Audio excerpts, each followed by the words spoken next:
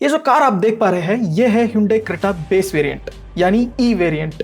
इस कार के बारे में बहुत कुछ बातें करनी है और कहीं आफ्टर मार्केट एक्सेसरीज भी इंस्टॉल किए हैं, for example tyres, grills, infotainment system etcetera.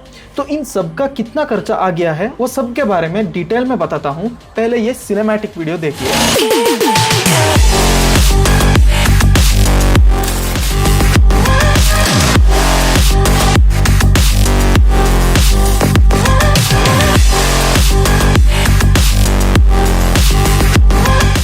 अगर आपको मेरा कार रिव्यू करने का तरीका पसंद आ गया हो तो प्लीज सब्सक्राइब करके सपोर्ट दीजिए। पहले हम हेडलाइट से शुरू करेंगे।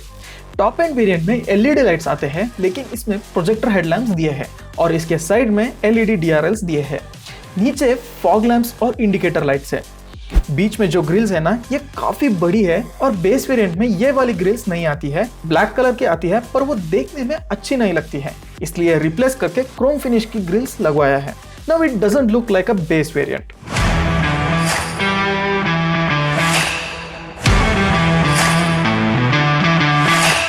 अब हम साइड में देखेंगे। बेस वेरिएंट में भी इलेक्ट्रिकली एडजस्टेबल ORVMs दिए हैं। डिजाइन भी काफी अच्छी है। ये देखिए, व्हील्स भी चेंज किए हैं और ये डायमंड कट एलॉय व्हील है जो अपर वेरिएंट्स में आती है। इसकी प्राइस लिस्ट सब कुछ बाद में बताता हूँ। कार में रूफ रेल्स भी लगवाया है। ये सब कार की लुक्स को बेहतर कर देते हैं, वरना देखने में बहुत ही प्लेन लगती है। इन द रेयर पर्सनली मुझे प्रीवियस जेन क्रेटा ही पसंद लगती है। इसमें ये टेल लैंप की पोजीशन थोड़ा ऑकवर्ड है, बट ये मेरा पर्सनल ओपिनियन है। कार में सेंसर्स तो आते ही है और उसके अलावा रियर कैमरा और शार्क फिन एंटेना भी लगवाया है। So these are the main highlights of the exterior. और कार की बेस्ट व्यूइंग एंगल इस साइड से है। अब इंटीरियर की तरफ बढ़ते हैं। I keep thinking to myself, maybe things will change, but you don't show it if I'm really being honest. I hate that I feel like I'm just a second option. Hyundai के हर गाड़ी में interior हमेशा lively feel देती है, क्योंकि interior dashboard design, colours और finishing ये सब अच्छे होते हैं। ये आफ्टर मार्केट इंफोटेनमेंट सिस्टम है, क्योंकि इस वेरिएंट में टच स्क्रीन इंफोटेनमेंट सिस्टम तो नहीं आती है, इसलिए ये म्यूजिक सिस्टम डीलर से ही लगवाया है। इट्स ऑलमोस्ट 11 इंच की स्क्रीन साइज है, 16 GB इंटरनल स्टोरेज है और मैप्स, म्यूजिक प्लेयर जैसे ऐप्स इंस्टॉल्ड है। लेकिन इसके लिए 40,000 बिल किया है, which is way too much. और उतने प्राइस के हिसाब से ये सुनने में भी कुछ खास मजा नहीं है।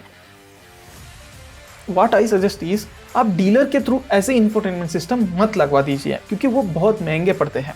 आप कहीं और कार एक्सेसरीज की दुकान जाके वहां लगवा दीजिए। कम पैसे में इससे भी अच्छे म्यूजिक सिस्टम्स मिलते हैं, और वो भी हाफ रेट में। मैंने एक ऐसा ही इंफोटेनमेंट सिस्टम को रिव्यू कर चुका हूँ, लिंक ऊपर आ रहा होगा, बाद में वो वीडियो देखिए। Let's move on to the next topic. इस वेरिएंट में मैनुअल एसी आती है, so these knobs look very old fashion, पर एसी बहुत ही इफेक्टिव है, जल्द ही कैबिन को कूल कर देती है। स्टोरेज स्पेसेस भी बहुत बड़ी है, यहाँ सेंटर कंसोल में भी जगह है और बॉटल होल्डर और ग्लो बॉक्स की साइज सब बहुत ही बढ़िया है। Now look at the instrument cluster. इसकी डिजाइन और इल्यूमिनेशन सब मस्त दिखती है। लेफ्ट में आरपीएम मीटर और राइट में स्पीडोमीटर है।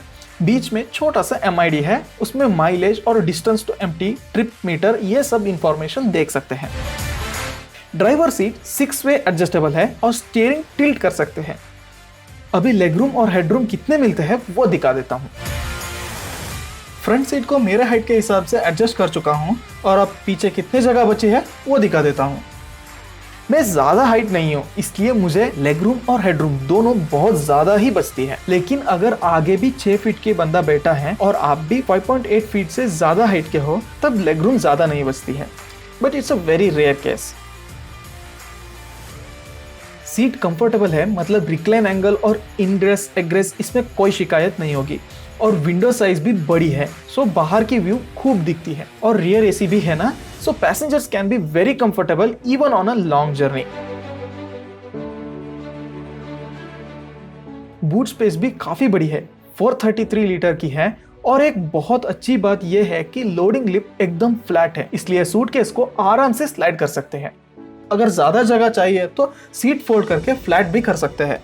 In my opinion, this boot is more than enough for any kind of luggage. Now it's time for a drive.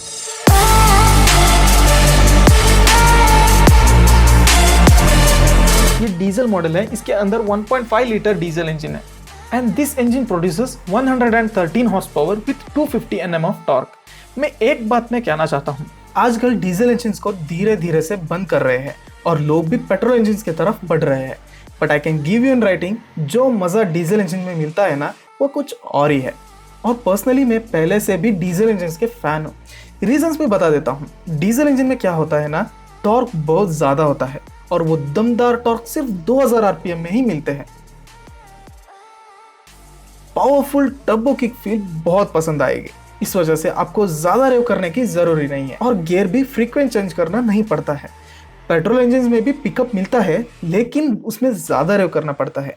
4000 RPM के ऊपर ही पावर मिलता है। जब आप उतना ज़्यादा रेव करोगे तो माइलेज नहीं मिलेगी और डेली सिटी में गाड़ी चलाते वक्त आपको इनिशियल आरपीएम में पावर की ज़रूरी है।